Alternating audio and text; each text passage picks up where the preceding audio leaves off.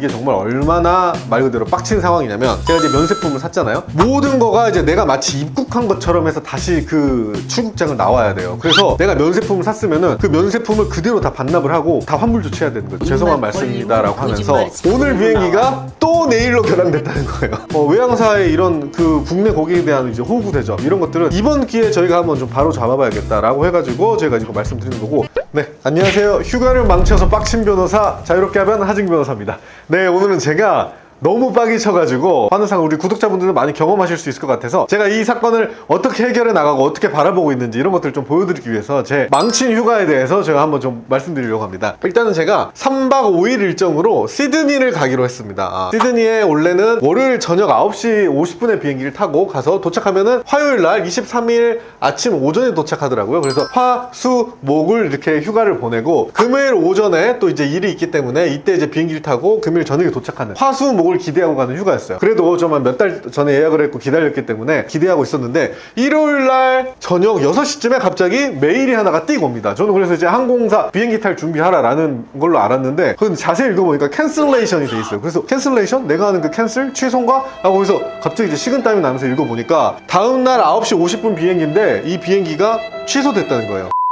이유는 뭐냐? 그냥 엔지니어링 이슈로 취소됐다. 너가 얼마나 마음에 상처를 입었을지 나는 가늠할 수는 없지만 미안하게 생각한다. 그래서 저는 비행기가 지연은 있지만 결항을 한다? 이건 상상을 해본 적이 없는데 아니 다른 비행기라도 어떻게든 해주잖아요. 보통 같으면. 무려 다음날 저녁 9시 50분으로 결항을 한다. 이렇게 나왔습니다. 그래서 제가 3일을 여행을 계획했는데 이 하루가 그냥 통째로 날아가 버린 거예요. 통째로. 첫째 날이 날아가 버렸으니까 이제 남은 날은 시드니를 과연 이 이틀을 묵기 위해서 가야 하는가. 그래도 어쨌든 시드니를 예약했는데 다른 데 가긴 어려우니 또 아쉬움이 있으니 그래도 좋다. 이 9시 50분 비행기를 타자라고 생각을 했습니다. 오전이 딱 됐는데 요때 또 메일이 하나가 띄고 옵니다. 오늘 비행기가 엔지니어링 이슈로 미뤄졌다 라고 해서 11시로 미뤄졌다고 메일이 와요. 그것도 아주 일방적인 통보였어요. 그래서 그래 뭐 2시간 늦는 거 좀 가서 면세점 좀 더 보지 라고 해서 공항에 뭐 이제 한 6시쯤 도착해서 밥 먹고 이제 한 7시쯤 이제 여기 돌아다니고 있는데 이때부터 좀 심상치 않은 분위기가 보였어요. 게이트가 계속 바뀌는 거예요. 게이트가 바뀌더니 10시 한 50분쯤에 갑자기 방송이 나옵니다. 뭐 죄송한 말씀입니다 라고 하면서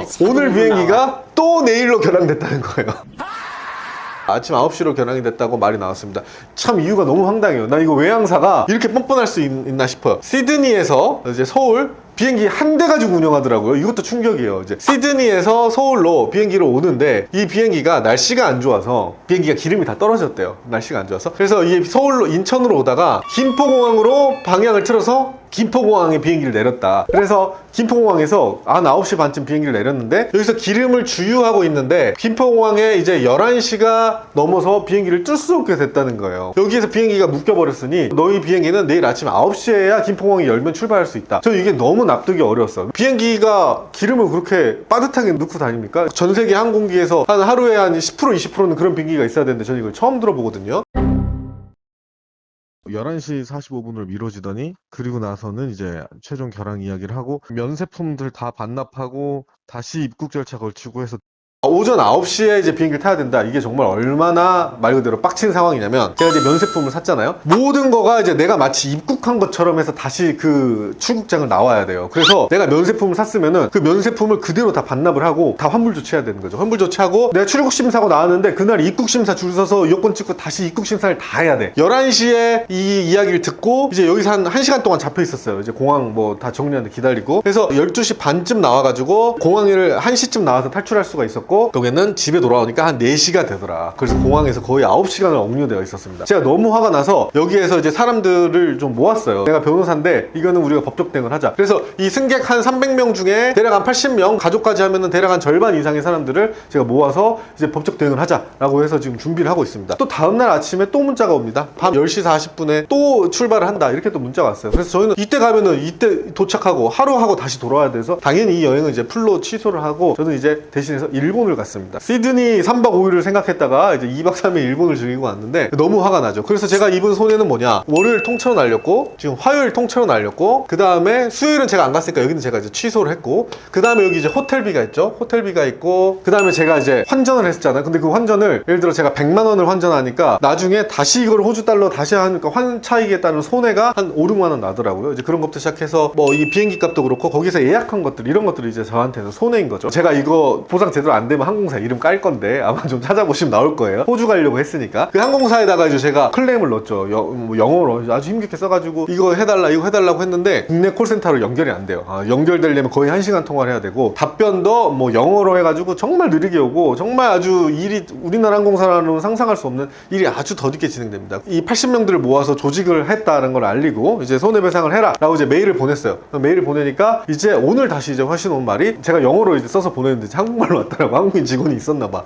지금 되게 민망했는데 너가 손해에 대해서 이거 다 적어놔라 이러면은 우리가 한번 아주 심각하게 검토를 해보겠다라는 답신이 왔습니다. 그래서 그래 한번 검토해봐라. 검토해보고 만약에 안 주면은 난 소송하겠다. 현재 이제 이런 상황이고요. 그렇다면 우리가 이제 상식적으로 알아야 될 게 손해라는 게 이제 어떻게 착정이 되는가. 손해라는 거는 적극적 손해가 있고 소극적 손해가 있고 그 다음에 위자료가 있습니다. 적극적 손해는 내가 이걸로 인해서 입은 피해예요. 그날 내가 인천공항에서 집에 와야 될 택시비, 호텔에 가야 된다고 하면 그 호텔비 300명이 있는데 호텔 간 사람은 60명 정도밖에 안 돼요. 그만큼 일을 못 하더라고요. 소극적인 손해는 내가 이런 일이 없었다라면은 얻었을 이익에 대한 손해, 그런 것들인데 이거는 뭐 상대가 예상할 수 있었어야 이제 배상 책임이 있기 때문에 이거는 이 경우에는 이렇게 날립니다. 위자료는 제 휴가를 날리는 거잖아요. 제 휴가를 날린 이 마음의 상처 정말 큽니다. 시드니 뭐 다 계획해놨는데 코알라 보고 하려고 했는데 이 위자료의 마음의 상처 이런 것들은 인정이 돼야겠죠. 그래서 이제 저희가 만약에 소송을 한다고 하면 이 적극적 손해랑 위자료에 대해서 소송을 할 거예요. 전 또 이게 너무 화가 나는 게 제가 그래서 이제 수요일날 도쿄를 갔잖아요. 도쿄에 딱 내리자마자 항공기가 3대가 이렇게 나란히 보입니다. 우리 인천에는 항공기 하나 가지고 시드니에서 왔다 갔다 이렇게 하는데 한 대 가지고 이렇게 우리를 호구로 보나? 외항사의 이런 그 국내 고객에 대한 이제 호구 대접 이런 것들은 이번 기회에 저희가 한번 좀 바로 잡아봐야겠다라고 해가지고 제가 지금 말씀드리는 거고, 그렇다면 이제 어떻게 대응해야 되냐? 1번 일단은 이제 저희가 이제 어떻게 보상해 주는지 이제 손해에 대해서 이제 보상해 달라라고 이제 내부적으로 이제 요청을 할 거고, 2번 같은 경우는 소비자보호원에다가 아니면은 공정거래에다 50인 이상이면은 집단으로 문제 제기를 할 수 있어요. 그럴 경우에는 보상에 대해서 이제 거기서 소비자보호원에서 결정을 내려주는데, 소비자보호원 같은 경우는 구속력이 없어요. 국내 항공사 같은 경우는 이걸 다 따르기 때문에 보통 이걸로 끝나지만 외항사가 이걸 따를지 안 따를지 모르지만 일단은 해보려고 합니다. 근데 비슷한 걸로 공정거래위원회 고시에서 소비자 분쟁 해결 기준이 있어요. 여기에 따르면은 저처럼 12시간 초과 운송 지연 같은 경우는 해당 구간 운임의 30% 배상을 하도록 돼 있습니다. 비행기표 보니까 230만 원에 뭐 대략 결제를 했더라고요. 그럼 30%는 얼마야? 69만 원, 70만 원밖에 안 돼요? 이거에 대해서 저희가 판례를 찾아봤습니다. 부산지방법원 서부지원에서 이제 2017 가단 107238이라는 판례에서 이제 몬트리올 협약 19조에 따라서 지연을 하면은 이거에 따라서 항공사가 보상해 줘야 된다라는 몬트리올 협약이 있고, 이거에 일단 우리나라의 국제사법에 따라 중거법이 또 보충적으로 적용돼요. 부산지법에서는 37시간 지연된 건에 대해서 인당 90만 원, 공정위보다 낮죠. 공정위 70이었는데 인당 90만 원을 인정했어요. 37시간인데 저는 지금 최소 48시간 지연이죠. 그래서 90만 원보다는 높게 나와야 되지 않을까 이런 생각을 또 하고, 또 대법원 판례 2022-254765에 따르면은 이런 사안에서 만약에 상대가 연착에 대해서 이걸 방지할 수 있는 모든 조치를 다 했다는 것을 입증하지 않으면은 손해를 배상해야 된다라는 책임이 있는데, 모든 조치를 다 했다고 당연히 볼 수 없죠.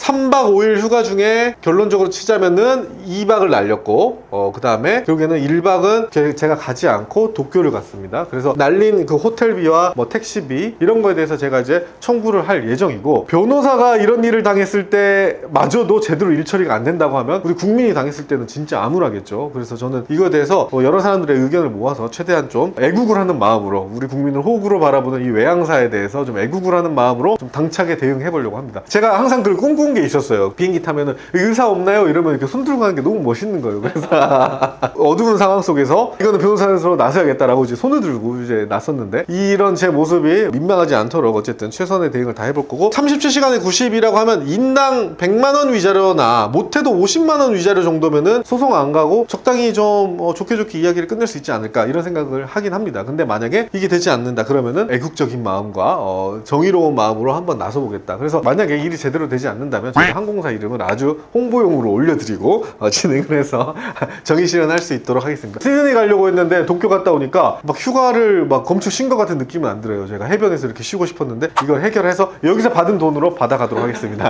네, 감사합니다.